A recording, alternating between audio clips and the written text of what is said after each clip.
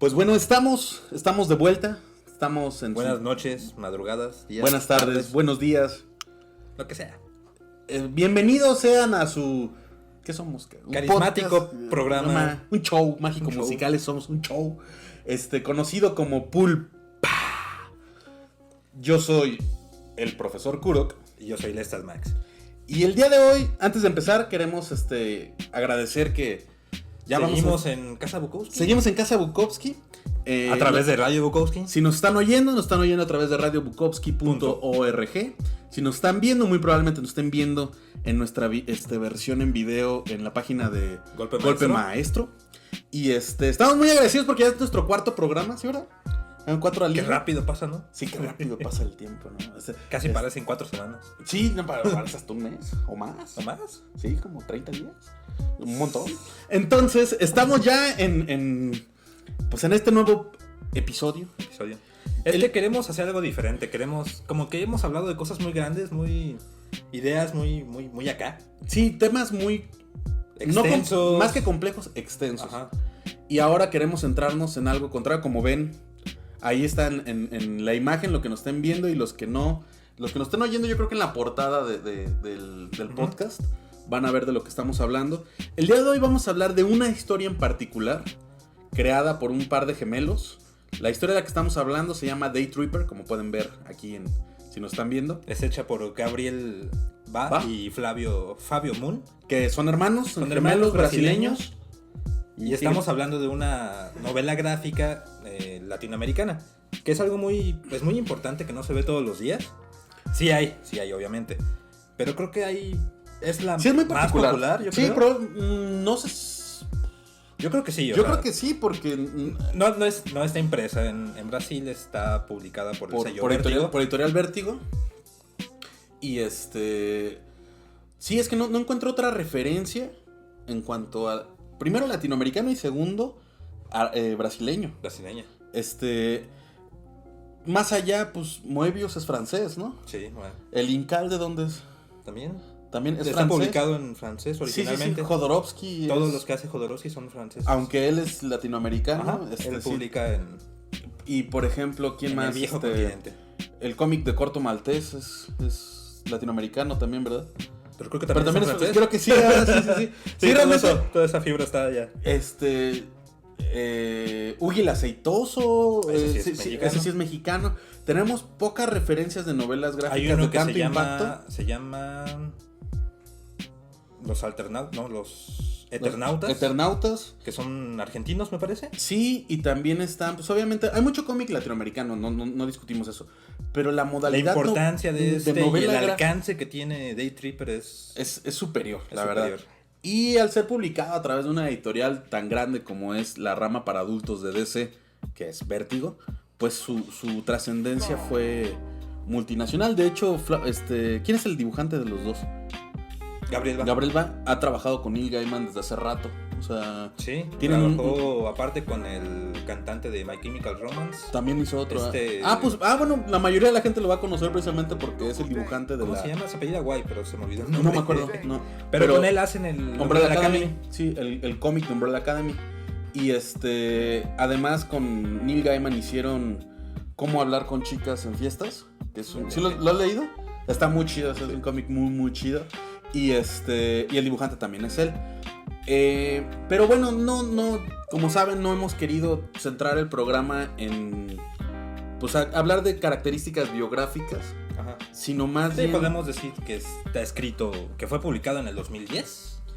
Se publicó en 10 números. Ya la versión más popular fue esta versión que está todo contenido en un solo tomo. Y por ejemplo en México lo publica, eso ya es Editorial Televisa. Editorial Televisa es la que tiene. Oye, qué buena edición para hacer de Televisa. Sí, hacen bien las cosas ahí. Cuando están tan chonchas, sí. Sí, porque luego los sencillos, el papel es un poquito corrientón.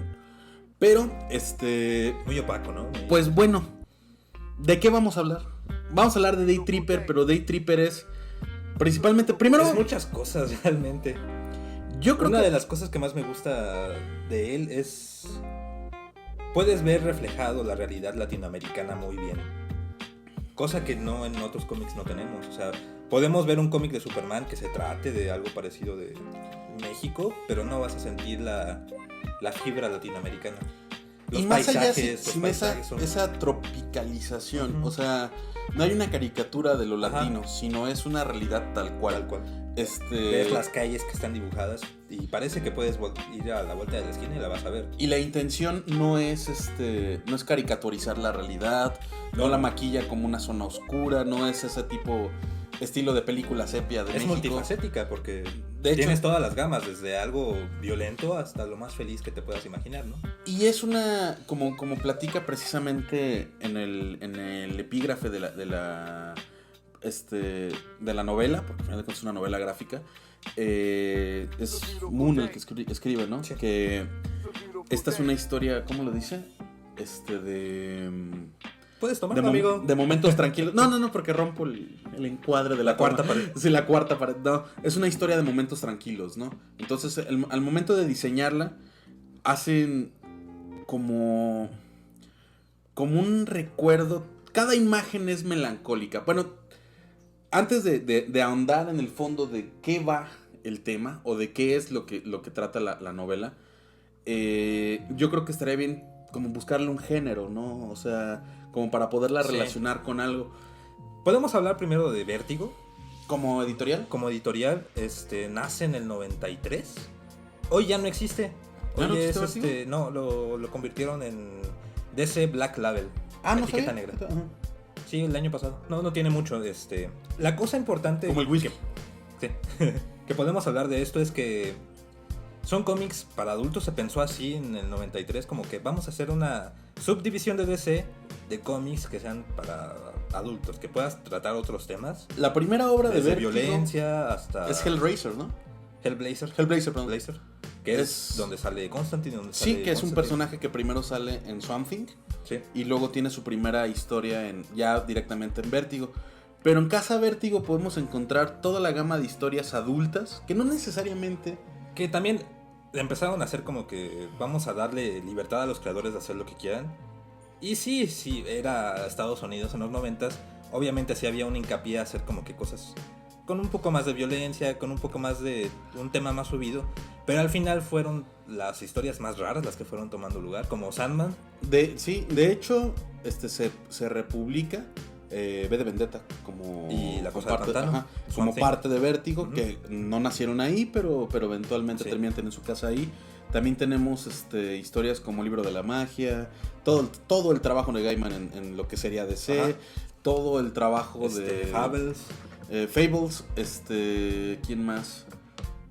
Y así importante, bueno, y aparecen muchas... Preacher también. Todo Preacher de Garth Ennis. Que me gusta mucho a mí, que es We Tree, que es la historia de 3 animales que son cyborgs. Ah, eso no lo he leído. No, es muy buena, es Grant Morrison. Y tiene como toda esta vertiente, incluso, o sea, no es un universo reservado para cosas que no sean superhéroes. Los superhéroes también hay superhéroes ahí, pero es toda esta visión, insistimos, como más adulta.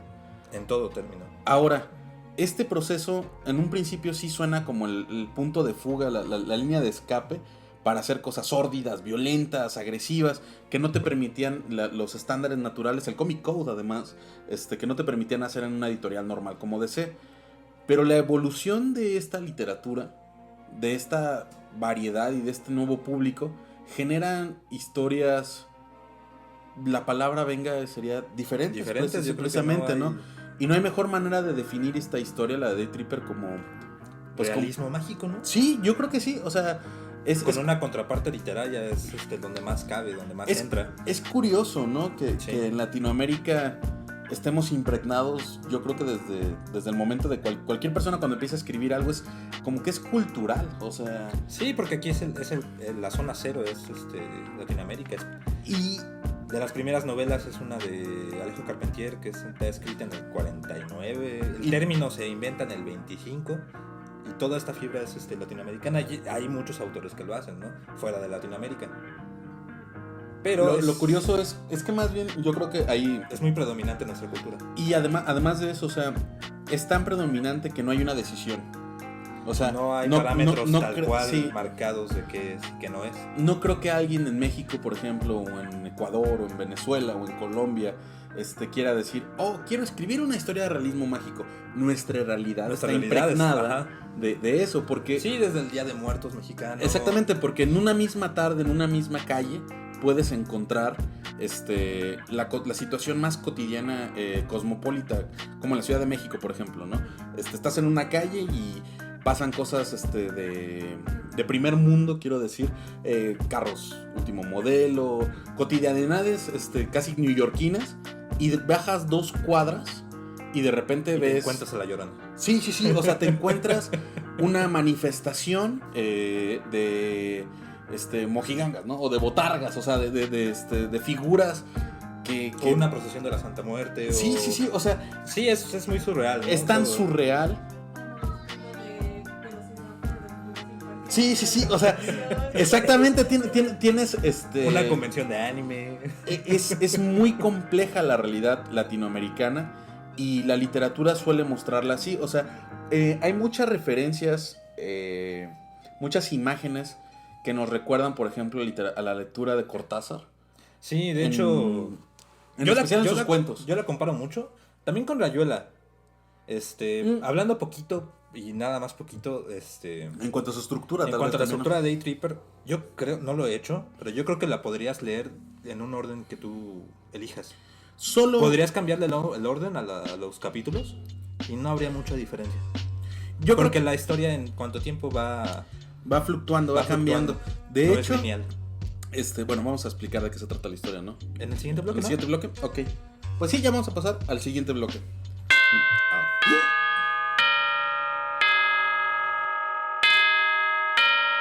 Estás escuchando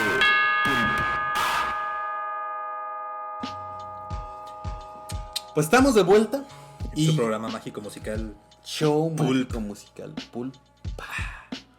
Entonces, pues seguimos hablando de Day Tripper y ahora sí vamos a hablar de qué se trata la historia tal cual, ¿no? ¿De qué se trata? Day Tripper es una historia, o sea, empieza contándonos una historia de un hombre... ¿Seguimos el camino de Bras de Oliva de Domingos? No, Bras de Oliva Domingos. Sí, un hombre común, cansado de buscar su sueño, de buscar su lugar en el mundo.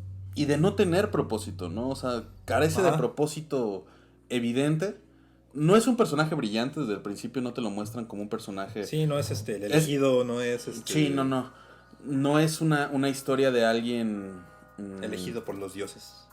Ni siquiera cumple con la característica del arco ¿Del héroe? Del héroe. No hay un arco argumental explícito en el personaje hasta que lo entiendes, porque sí lo hay, no hay un crecimiento evidente, pero hasta que lo analizas. Lo que decías un momento de que puedes agarrar cualquier capítulo y leerlo de otra manera.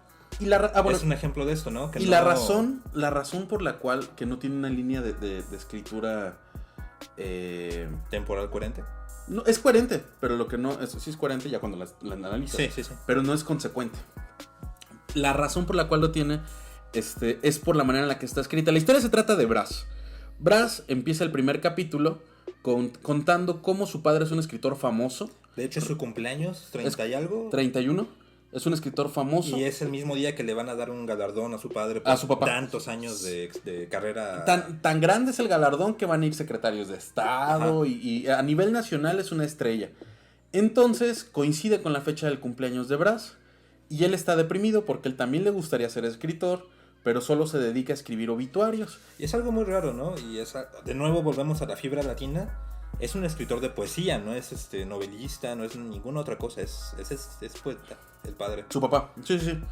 Que es algo que no vemos muy común en Estados Unidos, ¿no? Ya todos son novelistas. La mayoría son novelistas. O otra cosa. Y la onda está en que pues estaba un poco triste porque nadie se acuerda de su cumpleaños más que su novia o su esposa. ¿O su papá? ¿Su papá se acuerda? No, su papá no. ¿Sí? Bueno, sí, de hecho sí. Después se da cuenta que se acuerda de su papá, pero no se da, su mamá le hace una llamada y le dice, no olvides ir a la de tu papá, para él es muy importante, sale bye. Y se queda, bueno, ¿y a qué horas me dicen felicidades, no? O sea, entonces al momento de desarrollar la historia, uno empieza a prever por dónde puede ir. Es el típico loser, que algo extraordinario le puede pasar. Y está ahí a las puertas del lugar donde va a ser la ceremonia. Y un teatro, dice algo bastante no chido. puede entrar. No, de hecho entra y dice, la primera vez que inauguraron este teatro fue con la exposición del pintor, ¿no? No, fue con Hamlet. Oh. Dice, eventualmente te das cuenta que esta es una historia de padres e hijos. O sea, y él lo dice, ¿no? Este teatro siempre ha estado rodeado de problemas entre padres e hijos, ¿no?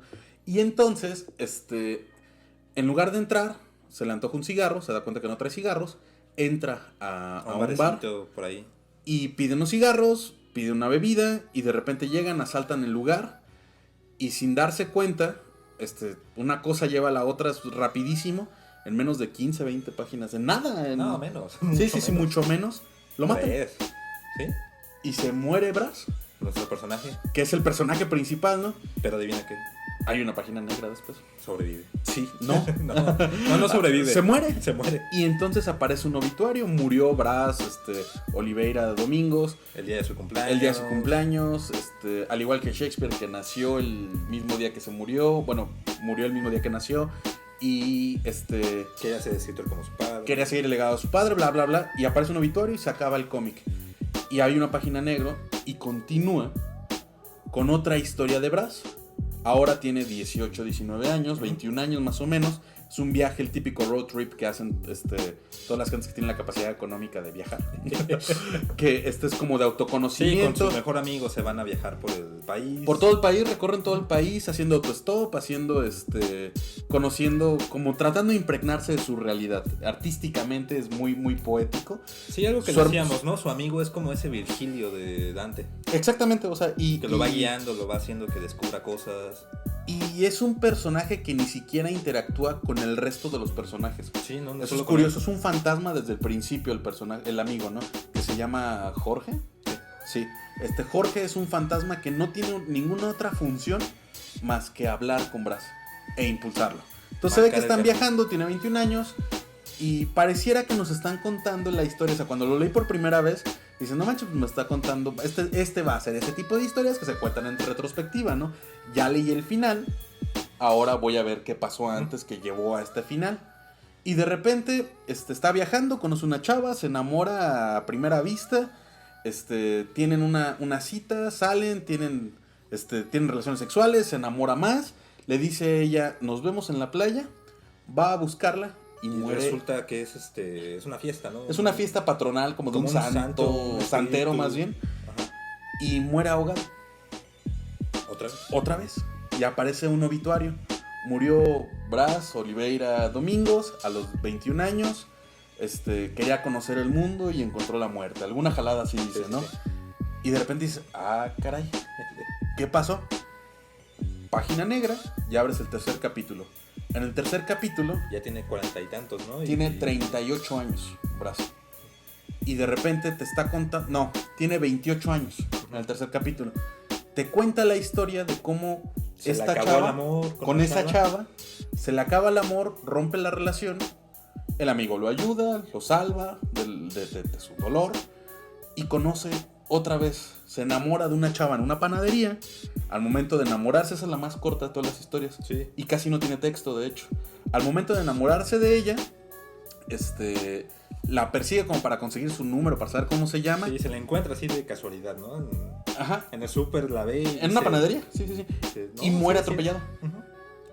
Y te dicen otra vez, Brass Oliveira, de 28 años, empezó a trabajar escribiendo obituarios y fallece antes de tener familia y lo suceden sus papás, ¿no? Ajá. Y la siguiente historia tiene 11 años. Y entonces de repente te empiezas a dar cuenta que vamos a ir brincando. Les tuvimos que contar estas tres partes para que se pueda entender el fondo de la obra, ¿no? Va brincando a veces al futuro, a veces un poquito más futuro, otra vez al pasado. Y en cada capítulo, Brass muere.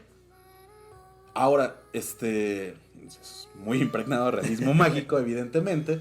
Pero además, nos muestra otra característica fundamental de este tipo de historias maduras, ¿no? Ahorita regresaremos al análisis de la obra tal cual.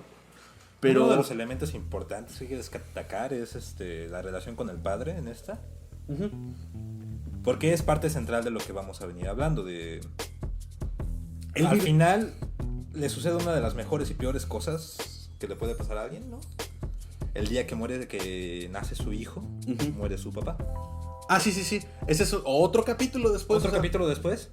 Pero es muy importante porque es parte central de la relación de su padre, la mitad del cómic. Es fundamental, de hecho, ¿no? O sea, todo el cómic vive a la sombra de su papá. Todo el cómic habla de alguien que quiere ser escritor, que está a la sombra de su padre. Y que está en una relación rara, ¿no? Sí, con mucho amor, pero con un cierto resentimiento. No hacia su padre, sino hacia su falta. Sí. Sino como un dolor de no poder ser lo que esperaban de él, ¿no? O sea, y no que su papá, en ningún momento se ve que el padre lo presione. Dice que su mamá fue una muy buena madre de familia y su papá fue un hombre intelectual. Entonces él siente que debería de cumplir con las dos cosas: ser un hombre de familia y al mismo tiempo desarrollarse intelectualmente. Este tipo de historias, Vértigo, usualmente, a mi parecer, son de las mejores logradas. Sí. Antes de ahondar ahora sí que en el tema de lo que queremos hablar, son historias cotidianas, ¿no? O sea, estamos hablando de cómics diferentes, de temas que normalmente no pasan, que tenemos algunas referencias de eso, tanto dentro del mundo son historias que todos tenemos, ¿no? Exactamente, ¿no? Y que tanto dentro del mundo del cómic como ahora fuera sí que de todos eso. Tenemos padres, tenemos familias, tenemos trabajos. Pero me refiero, dentro del mundo de los superhéroes, existen también historias así. Un ejemplo, tú me contabas, por ejemplo, el de Spider-Man, ¿no? Sí, un Amazing Spider-Man que es dibujado por Paolo Rivera. En algún momento de la pantalla tendremos alguna imagen. Que se trata, es la percepción de un chico que es cuadrapléjico, que no se puede mover ni hablar. Uh-huh. Lo suben todos los días a la cima de su edificio y ahí se la pasa toda la tarde, después de que su hermana le da de comer y cosas así, ¿no? Y resulta que pues está en Nueva York, en el mundo de Marvel Comics, y obviamente siempre pasa por ahí Spider-Man. Entonces Bill vive, es un gran placer para él, ¿no? Ver a Spider-Man. De repente verlo a lo lejos, ¿no? Ajá. Y de pronto un día se le acerca. Y lo que pasa es que está por ahí cerca uno de los enemigos, es Morbius. Y ya se pelean, ¿no? Con el vampiro. Y al final, no pasa nada interesante. Toda la historia, lo interesante es la perspectiva, ¿no? O sea, todo está visto a través de los ojos de alguien que ni siquiera se puede mover, ¿no? Ni hablar, ni interactuar. Y al final, Peter Parker se da cuenta de esto y me imagino que Peter pensó de pobre chico, ¿no? Qué mala vida ha tenido. Déjale algún gesto más, ¿no? Después de salvarle la vida. Y se quita la máscara, le hace una reverencia y se va. Y al momento en el que este chico ve la cara de Peter Parker, dice: oye, qué cara tan triste. Tiene mucho peso sobre sus hombros, no quisiera ser él. Eso está muy perro. Y por ejemplo, hay otro... ahorita aterrizamos esa parte, pero hay otro cómic dentro del universo otra vez, y también es de Marvel en ese sentido, de una historia donde no recordábamos bien si es la corrida de Jeff Loeb en Hulk. Ahorita igual nuestra fe de ratas puede revisar. Sí. Pero se trata de una historia donde uno de los arcos en subtexto, de los arcos secundarios es que Bruce Banner se está infectando de algo, y eso de lo que se está infectando es cáncer, y este cáncer eventualmente lo va a matar y no hay cura. Entonces en el último cómic, que es la última vez que escribe, es David Banner, el escritor. Sí, ya me acordé porque se llama igual que Bruce Banner. Bruce se llama Bruce David Banner. Entonces este escritor ya va a dejar de escribir Hulk y acaba su arco como escritor en la serie. Casi todos los arcos argumentales de los cómics están en un año. Un escritor los hace durante un año, ya le pasa la batuta que sigue. Y entonces al momento de acabar, lo que pasa en la historia, Hulk se transforma en Bruce de la nada, voltea a lo que sería la cámara, rompe la cuarta pared y dice: yo soy Bruce Banner y tengo cáncer tal, estoy enfermo de tal y me estoy muriendo, pero yo soy un personaje de cómics y el día de mañana voy a volver a salir porque yo no me puedo morir. Y empieza a explicar da una explicación de lo que es el cáncer, ese tipo de cáncer, ataca, que no hay cura, y cómo tienes que protegerte, cómo tienes que tener ciertas precauciones. Pero es una historia tan humana porque al romper primero la cuarta pared, al mostrarte que, a ver, yo sé que soy un personaje de cómics y yo sé que estamos haciendo cómics aquí, pero hay cosas a veces más importantes de las que tenemos que hablar. Y una de esas no solo es el cáncer, sino es lo que le pasa a la gente común y corriente. Sí, de hecho está en la tumba de su padre, ¿no? De Sí, Bruce sí, Banner. Y Por se- eso es que estás diciendo estas cosas. Y se avienta esta tirada de los verdaderos héroes, pues nunca somos nosotros, ¿no? Entonces, relacionando, hay muchas historias en DC, en Vértigo, hay varios cómics que hablan de problemas de la realidad, Más mundanos. mucho más mundanos, y no por eso menos, Profundos. deja tú profundo, sino menos superheroicos, ¿no? O sea, Sí. extrañamente. Y los verdaderos, al final de cuentas, los verdaderos momentos sorprendentes pueden encontrarse en cualquier tipo de cotidianidad. Esta historia de Day-Tripper es una historia de esas. Y pues ahora sí regresamos en el siguiente bloque Continuar. a desgajarlo completamente, ¿no? Pues ya. Mea culpa, mea culpa, mea culpa, mea culpa, mea pulpa.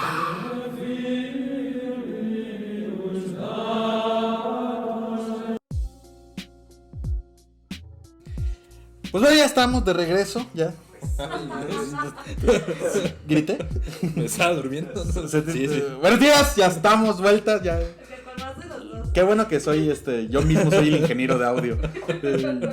Ya sé qué me va a pasar ahora que esté editando el podcast, ya sé por lo menos con qué tan fuerte va a sonar. Pues estamos de regreso y puede ser que el día de hoy estamos hablando de un cómic que tiene un proceso extrañamente lento, ¿no? O sea, pero no por eso aburrido, ¿eh? Y no queremos y la intención tampoco es que sea un podcast mucho más serio. No, de hecho, un show. somos buenos lectores de cómic y es de nuestros favoritos. Probablemente, yo creo que me cuesta mucho trabajo decir que es lo mejor que he leído fuera del mundo de superhéroes. O sea, no estoy seguro. Me cuesta trabajo decirlo, pero también me cuesta trabajo encontrar algo mejor. Sí. O sea, en la cabeza, ¿no? O sea, yo lo pongo a nivel de calidad como me impresionó. Bueno, voy a una historia particular porque es algo de lo que tiene este libro en esencia, esta novela. Tiende a ser muy emocional. Sí. Es muy emotiva y emocional además, ¿no? Entonces, a mí me pasó la primera vez que la leí hace aproximadamente 5 años, por lo menos. Más o menos, sí, como 5 años. Primero me vinculo mucho con la historia, recién había fallecido mi papá, tenía poco tiempo de este proceso de duelo. Y cuando lo leí fue la primera vez desde que me enfrento a cualquier tipo de obra, quizás solo el cine me produjo ese efecto. Donde de repente estaba leyendo, y lo leí en físico, además este libro, que me lo prestó Max. Lo cerré y me puse a chillar, me puse a llorar. O sea, dije, no manches, es que no puede ser tan, no solo conmovedor, sino, una cosa es, o sea, a mí siempre me suena la palabra conmovedor como que, ay, me hicieron sentir. No, esto fue un batidillo emocional, o sea, fue una mezcladora de cemento emocional que te produce mucha impresión, ¿no? A mí me pasó algo similar. Mi padre todavía sigue vivo, pero Un saludo curiosamente, a Marco.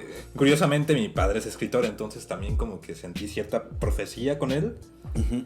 Igual, o sea, conexión Inmediata, ¿no? inmediata, O sea, sí. Quizás pues el ser fracasado ayuda, ¿no? Bueno, Sí. yo no lo he leído precisamente. porque siento que también... Vas a llorar, ¿no? Leí la primera página y dije, ven. No lo he leído porque yo no tengo papá. Entonces, es muy fácil conectar con él. ¿y de qué habla? O sea, sí los invitamos, podríamos contarles el final, pero no lo queremos hacer a propósito, ¿no? O sea, solo queríamos dar como una prueba. Hay varios, yo revisé ahora para hacer la previa del programa. Hay varios blogs, hay algunos podcasts que hablan de este cómic, pero la verdad sí es algo que los invito a que lo busquen. Les voy a dejar ahí de todo, si están viendo esto en video, en los comentarios voy a dejar un blog donde hay una buena reseña y algunos links que quién sabe dónde los lleven, pero tal vez si lo siguen puedan encontrar un poquito más. Y porque es un cómic que vale la pena. Vale mucho la pena. ¿Y de qué habla Day-Tripper? Tuvimos una discusión bastante amable con Max al momento de decir de qué íbamos a hablar en este programa, ¿no? Y fíjate, Yo llegué a la mesa con una serie de preguntas más que de conclusiones, que las voy a aventar al aire no para que sean respuestas, sino para que veas todo lo que generó, ¿no? O sea, y de ahí partamos a desglosarnos, ¿no? O sea, la primera pregunta yo creo que es fundamental en este cómic. Te refleja algo así como que ¿somos lo que se espera de nosotros o la misma resistencia a eso?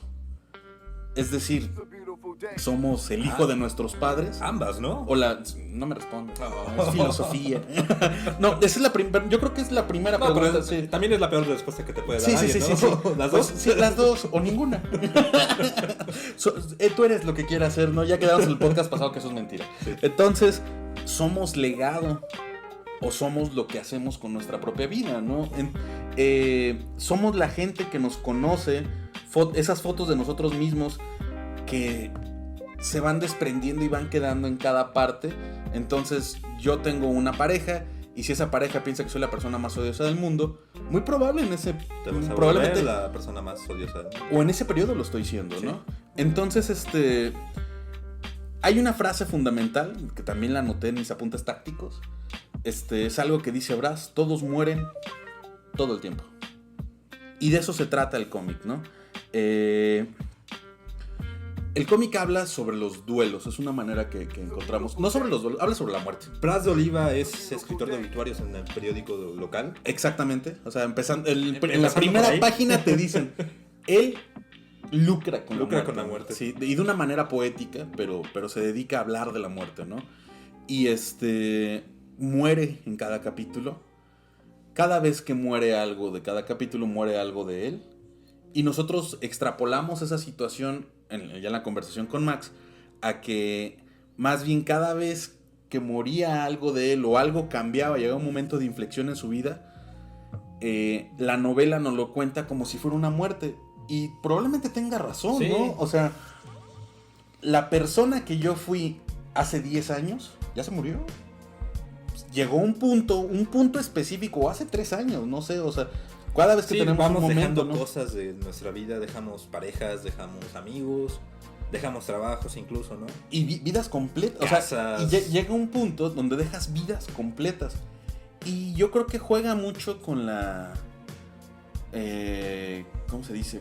Pues con esta figura literaria de ser literal, ¿no? O sea, ¿y qué tal si te mueres, no? O sea, si cada vez que dejas algo, cada vez que Cada algo vez que cambia, cambias, pues estás muriendo un poco, ¿no? ¿qué más? Hay ¿Qué una preguntas frase que dice... tienes? Que hay una frase en el libro que lo anoté, dice: no me gusta la muerte, pero todos mueren. Lo importante es saber qué hacemos en el periodo, ¿no? Ujú. Claro, eso es muy zen, el camino es lo importante, ¿no? Hasta dónde vas a llegar, ¿no? Pero esto habla de algo que a nosotros nos pareció fundamental, porque es, primero, extremadamente latinoamericano. Yo creo que por eso fue el impacto. Sí. Porque toda la visión angloparlante, por ejemplo, no tiene la misma concepción de nosotros de la muerte. Y como latinoamericano te enfrentas a esta situación de que pues la muerte es un santo, la muerte es un símbolo, la muerte la traen a toda la Es gente en una la espalda. fiesta. Es una fiesta, hay carnavales para eso. O sea, por ejemplo, en Brasil, ¿no? O sea, y se supone que todo el libro tiene un contexto netamente brasileño, y sin embargo... sientes que estás en Veracruz, México, sientes que estás... No sé cómo lo compartan nuestros paisanos chilenos, nuestros hermanos chilenos, nuestros hermanos venezolanos, pero se siente esa calidez latinoamericana que tanto se ve en los medios. Sí. Se ve muy real, ¿no? Y vieron pasar al gato. Un dato curioso, por ejemplo, es de que Bras de Oliva se llama Bras en homenaje a el personaje de una novela brasileña. ¿Cuál? De un autor que la novela se llama Las Memorias Póstumas de Brás Cubas, Oh. hecha por Machado de Asís. Ah, sí, pues uno de los escritores latinoamericanos más importantes. Y aquí ya vienen preguntas que sí me gustaría que te respondieras. A ver si muy Bueno, piola, pero ¿no? la cosa curiosa de esto es se llama Memorias Póstumas porque el personaje de esa novela, el Brás Cubas, está muerto ya Desde el principio. desde el principio. Está relatando su historia ya en la tumba. Yo creo que Volvamos a las preguntas. hay una pregunta que es así, no me la contestes, ¿no? Pero hay una pregunta que también está todo el tiempo flotando en el aire, ¿no? ¿A qué edad termina una vida? ¿En qué momento? Sí. ¿Y en qué momento empieza uno a vivir? O sea, ese es como va navegando entre la marea. Lo extraño es el lenguaje, la manera en la que maneja el lenguaje el libro o la novela en cuanto al lenguaje visual y el lenguaje de texto. Hay grandes pasajes, y estamos hablando de unas, por ejemplo, momentos de unas 8 páginas, donde no hay ni una letra. Sí. Donde todo es visual. Le decía, yo platicaba con Max y le digo que esta es una obra que yo considero que es muy difícil llevar a tu medio. O sea, no me la imagino como película. Espero que Hollywood no quiera hacerla nunca película. Seguramente sí. Sí, yo creo que sí, ya sí. Sí. O serie de Netflix, sí. 3 temporadas, ¿no? O sea, pero porque hay ciertos símbolos en el lenguaje de la novela gráfica, en los podcasts que hemos hecho. Hay imágenes que funcionan mejor estáticas. Hay imágenes que solo funcionan. O sea, ajá, exactamente, que solo funcionan en este formato. Quizás en la animación podría darte el chance. O sea, es donde más podría parecerse. Pero rompe rompería cierto encanto, ¿no?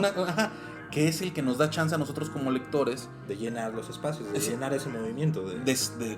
Y eso es lo que voy. Otra cosa importante y que me gusta mucho del cómic es que es tan familiar para nosotros. No sé si en otros países también lo sienten así, pero yo casi que puedo reconocer olores con él. Sí. O sea, tiende a ser muy amistoso, evocativo. Sí, o sea, hay muchas cosas en el mismo texto que te dicen, híjole, hay un capítulo, por ejemplo, donde recuerda su infancia y donde viaja a la casa de sus abuelos. Y es un domingo con tu familia, o sea, en un rancho, rancho, comiendo pollo, frijoles. Y dice una frase, ensalada. Dice, mi abuela solía darle nombre a todos los animales. Y cada animal tenía un nombre, pero ella le ponía el nombre de sus telenovelas. Entonces, hoy vamos a cenar a María Joaquina. Y era muy chistoso, ¿no? A María la del barrio. Sí, a María la del barrio, ¿no? Hoy vas a Catalina Krill. No me digas eso. Entonces, a la paloma.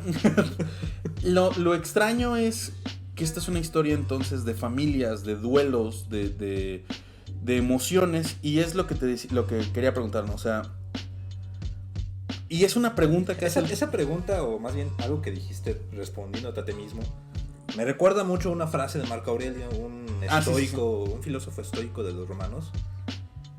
Y la frase es no es a la muerte lo que tienes que temer, o no es la muerte lo que te tiene que preocupar, sino cuándo vas a empezar a vivir.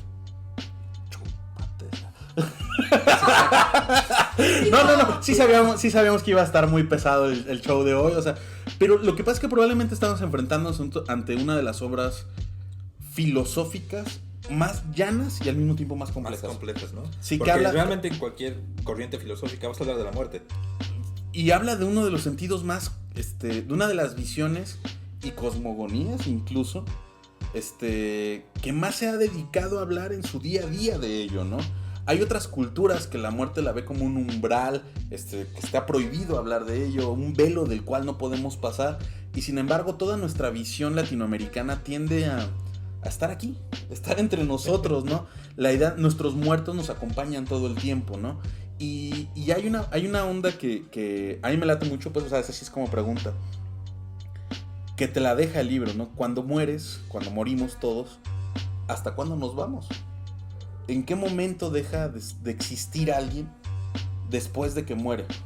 Y esa, o sea, igual, pues yo sé que ninguna de mis preguntas tiene respuesta tal cual, pero sí es un reflejo, ¿no? O sea, ahora, este juego de la historia, si todos morimos todo el tiempo y volvemos a nacer o volvemos a reinventarnos de donde quedamos, ¿qué parte de esa muerte se queda con nosotros también? O sea, es muy interesante lo que hace el libro porque lo hace de la manera más llana posible. No se sienta a explicarte, no te sienta a decir, no, es que lo que el autor quiso decir es esto, no. Es realmente acompañarte en el camino, ¿no? Exactamente, sí. Porque realmente no hay una respuesta, no hay una manera definir muchas de estas cosas. O sea, simplemente Heidegger lo dice, la muerte es la experiencia no vivida. Entonces, Lleva 2. No. Hoy anda afilado, sí, anda con todo. Dice Heidegger, tú te estabas chupando y me dijo. No, pues es cierto, sí, obviamente. O sea, es que y eventualmente, o sea, ya no fuera. hay una manera de responderlo, ¿no? Y simplemente hay una manera de caminar con ello. Y fuera de cotorreo, es que sí nos lleva a lugares comunes. Al lugar más común de todos. O sea, al final, toda historia tiene un final. Y si nosotros somos un cúmulo de historias, nuestras historias ya acabaron, pero al mismo tiempo siguen haciendo eco, ¿no? Sí. Es una obra fundamental. Si alguien dice, los cómics son para niños, que lea esto. Sí. O sea, lo lees y dices... Y no va a estar incorrecto. Sí. Y no va a estar... Sí, exactamente. Y va a tener razón. Y al mismo tiempo va a estar más equivocado que nunca. Sí. Realmente eso también es cierto. He visto muchos, por ejemplo, videos, muchos análisis sobre la obra.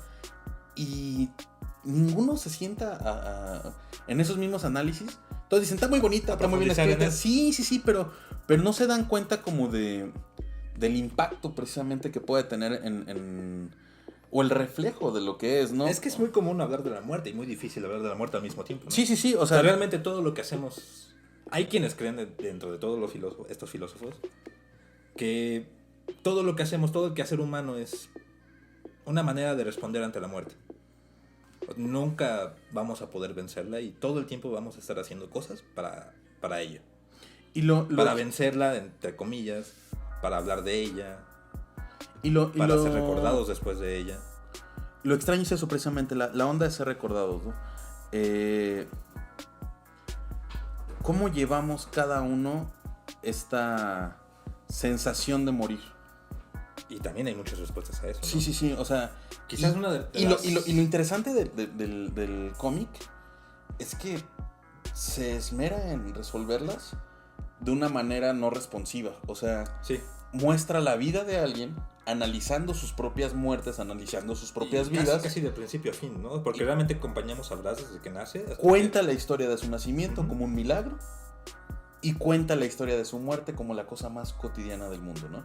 Entonces, sí, es extraño porque al final de cuentas llega a la pregunta fundamental del programa de hoy, que fue la razón por la cual lo quisimos hacer, ¿no? ¿Qué queda después de la muerte?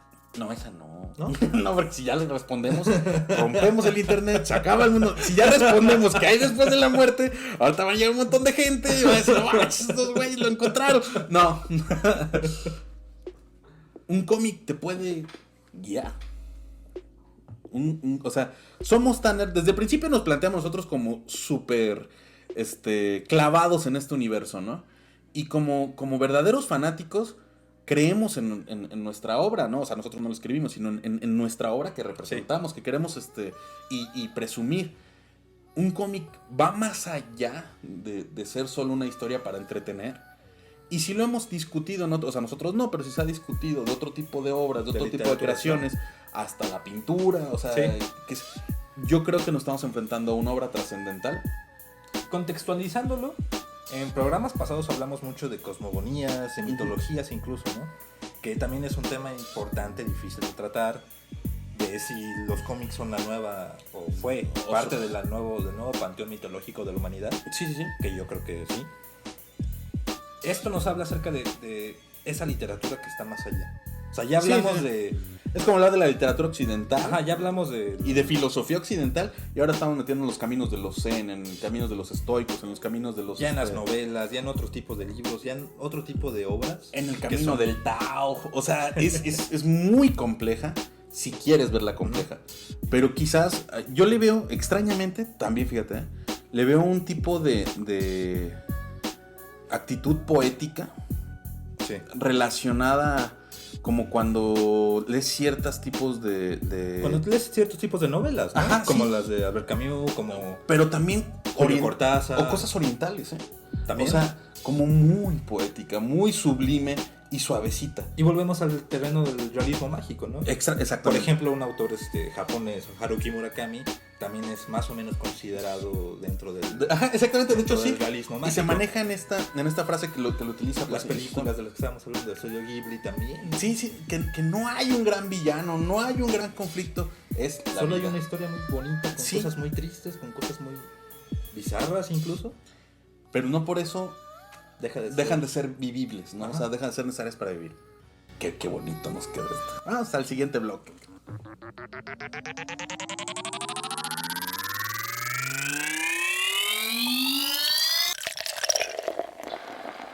Pulp. Continuamos. Pues estamos de vuelta en este su último bloque de... Su último programa iba, no. No, bloque. De su show mágico musical favorito, Pulp. Hoy, no sé, o sea, esto es lo que luego pienso. Hoy, ayer, mañana.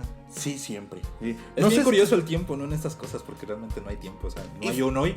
Extrañamente, o sea, sí, pero fíjate cómo va ya la construí, ya la estoy tejiendo acá. El generar un podcast o un programa es atemporal. Ujú. Ahora, hablar de una obra escrita es un show atemporal sobre situaciones atemporales. Hablando de la muerte, puta. O sea, Sí, te entiendo. Sí, o sea, es- es algo es- que puedes es- visitar cuando sea. y eso llega a un punto así. Esto nos lleva a un punto bastante interesante. Es un lugar común, una frase hecha, que cada libro es un espejo, ¿no? Y refleja una parte de ti en ese momento que lo lees. Este es el mejor ejemplo de ello. O sea... Y ahí te aviento otro.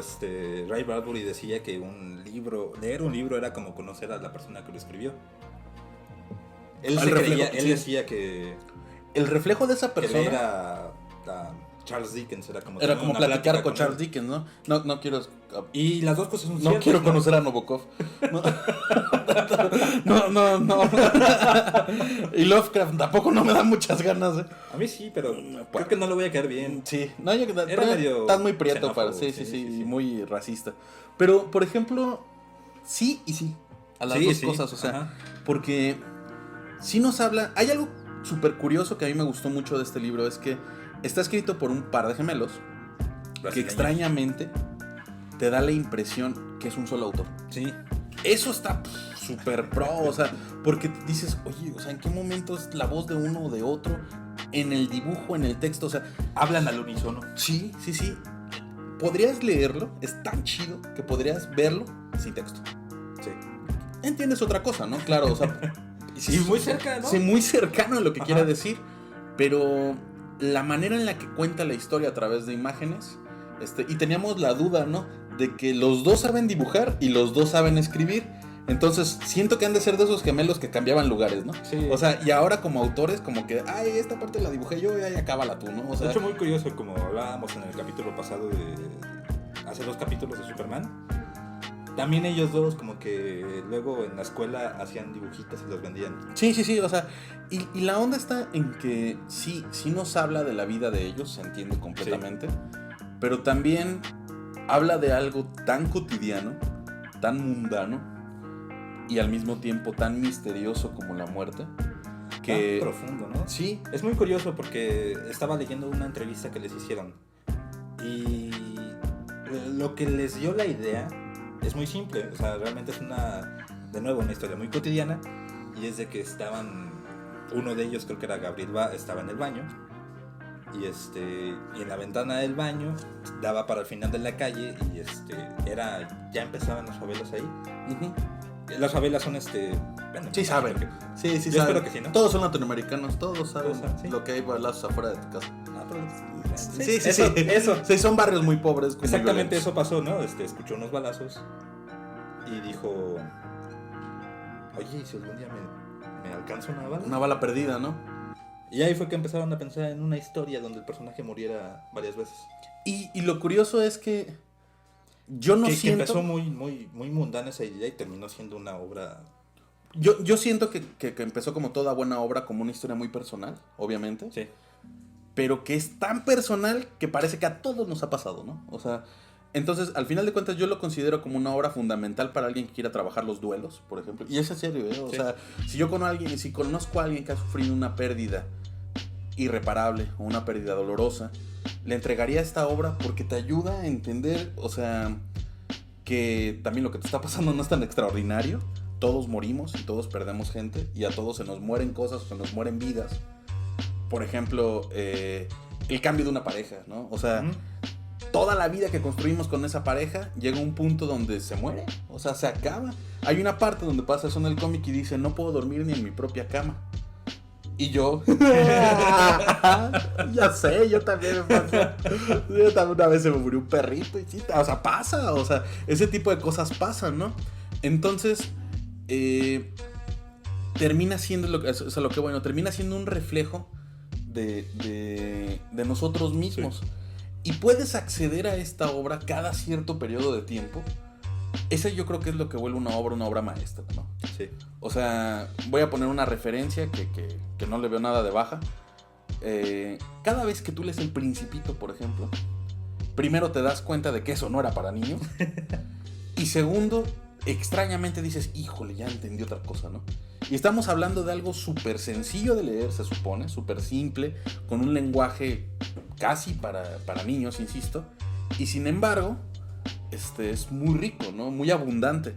Esta obra está en esa misma línea. Yo cuando la primera vez que la leí, se me hizo muy feliz. Es muy feliz, lo es. Se me hizo muy alegre, muy cálida. Me sentí casi que abrazado. Sí. ¿Y a ti no te pasó? Te hace falta cariño. No, es extraño, no, o sea... Ya no te pasó tal cual, ¿no? O sea, a mí me pasó que la primera vez que yo la leí fue un momento muy duro en el que yo estaba pasando en mi vida.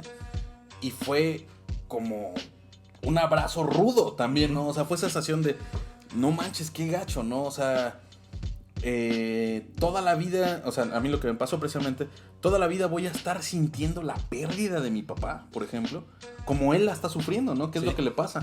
Todas las historias que cuenta, eso sí es cierto, todas tienen que ver con su papá. Menos una, de hecho. Pareciera. Pues no, sí, porque no está, ni siquiera está Brass. Sí, menos una porque él es el papá. En ese momento sí, en realidad. Pero todas tienen que ver con la figura del papá. Y yo decía... Una imagen muy poética que me gusta mucho. Perdón, eso sí va a ser un spoiler pequeño. Es de que está ya Brass grande viendo la playa. Ajá, sí, ya. Y le pregunta a su hijo, el hijo de Brass, ¿estás satisfecho, papá? Y aquí es donde hablamos acerca de este tipo de cosas, que es una obra hecha para hacer un cómic. Porque ves el globo de texto y esa pregunta no sabes quién la hizo. Uh-huh. Y se ve en la playa al papá de Brass. Uh-huh, lo volteé a ver. Entonces piensas que es Brass el que está hablando. Pero está hablando de su propio papá. Pero no, resulta que no, era el hijo hijo de Brass hablándole a Brass. Y cierra. Eso es algo extraordinario de la obra, la neta. O sea, terminas de leerla y uno de los dilemas, de los pocos dilemas que se abren en cuanto al duelo que tiene con su padre, es si su papá estaba orgulloso de él. O sea, como que ni se clava, ni se enfoca en eso, pero ahí está flotando, ¿no? Y el libro cierra con eso, o sea, da un cierre que le da un cierre a la vida completa de Brass, ¿no? O sea, muere a los 76 años, se supone, una de su última muerte registrada en el libro, es a los 76 años, y muere con una tranquilidad admirable, ¿no? Y aspirable, o sea, ya quisiéramos tener toda esa tranquilidad. Lo extraño, lo que yo creo que es fundamental y que tengamos que decir es que es muy accesible.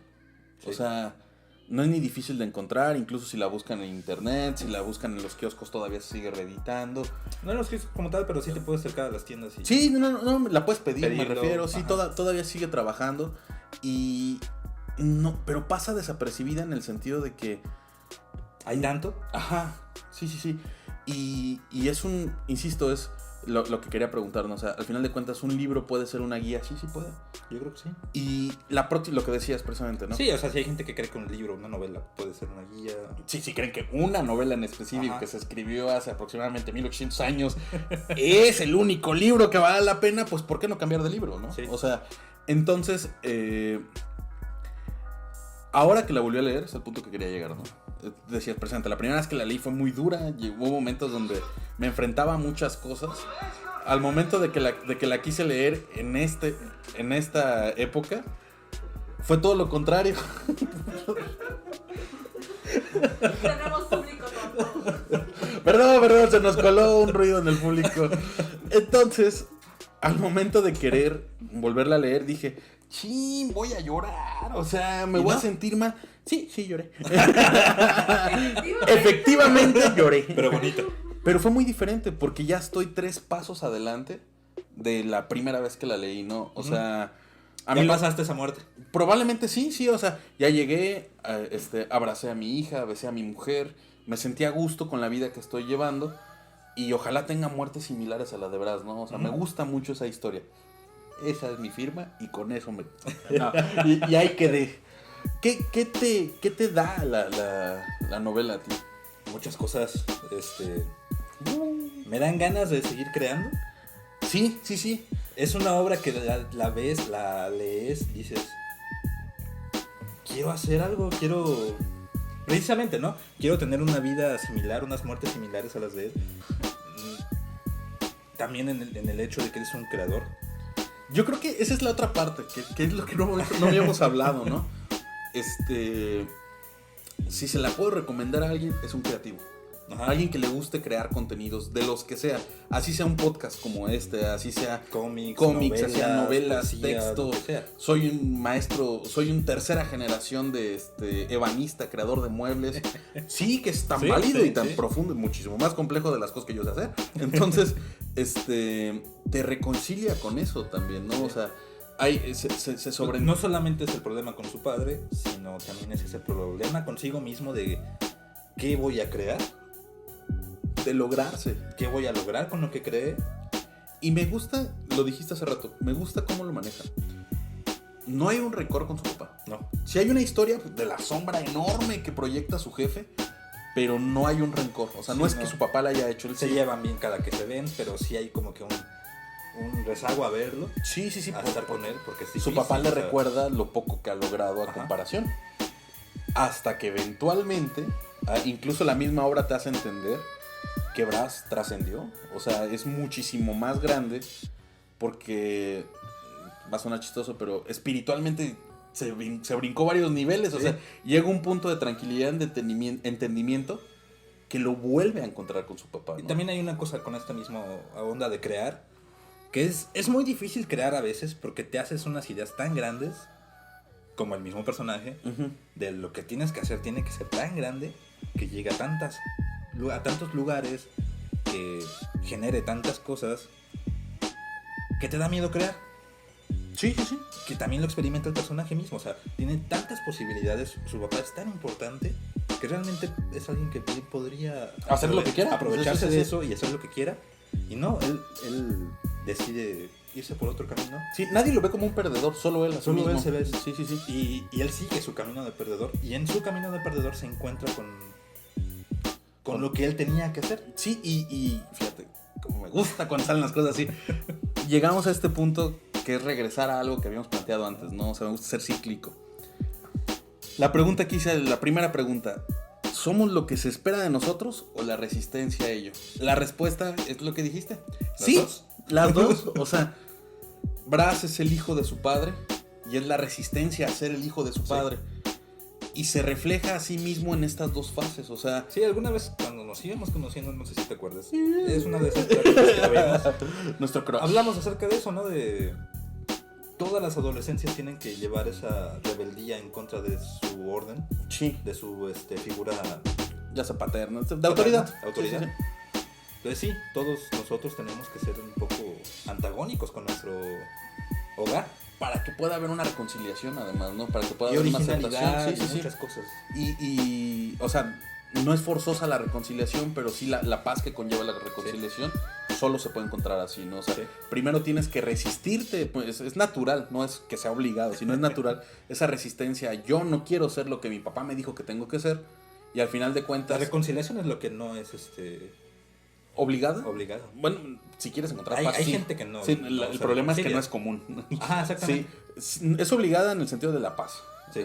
Tienes que reconciliarte, no hacerle caso, sino conciliar, más bien. Ujú. O sea, no reconciliar, sino conciliar. Y al final de cuentas, en esta obra, Braz se da cuenta que ni es su papá, pero tampoco es lo contrario a su papá. Es ambas, ¿no? Es Es ambas, es sí. el hijo de su padre y el padre de su hijo, ¿no? Y Hacen eso, la misma cosa, pero muy diferente. Fuman los mismos cigarros. hay una frase que maneja Escriben también también con una máquina de escribir, pero escriben cosas. completamente diferentes. Completamente Y diferentes. hay una imagen también como spoiler, cercano también al final del libro, que es que la dice un personaje donde le explica, y yo creo que esa es la parte fundamental. Al final de cuentas, este cómic, sobre todas las cosas que habla, si habla de cotidianidades, la principal es que habla sobre familia. Sí. Y dice, cuando tienes un hijo, dejas de existir para ti. Ahora solo eres algo para que él cuente una historia. Y tienes que estar al nivel. O sea, y es un legado entonces de lo que habla la obra, ¿no? Ahora sí, yo creo que ya fui. Yo creo que ya fuimos, ¿no? ¿Ya fuimos? ¿Ya? Bueno, pues, ya, gracias. No, recuerden que nos están escuchando a través de radiobukovsky.org. En Casa Bukowski. En Casa Bukowski, si nos están viendo a través de Golpe Maestro. Empiecen a dejar comentarios, compártanos, díganle a sus abuelitas que dos viejitos bastante sexys están hablando sobre cosas bastante sexys. Las viejitas es mi público, o sea, no se ríen. Yo sé que las viejitas les puedo gustar, o sea, las muchachas ya no, pero gente grande yo creo que sí. Escúchenos, véanos, compártanos. Y pues nos vemos la próxima semana, nos escuchamos, donde nos escuchemos. Yo soy el profesor Kurok. Yo soy Lestal Max. Y esto fue Pulpa. Hasta la próxima.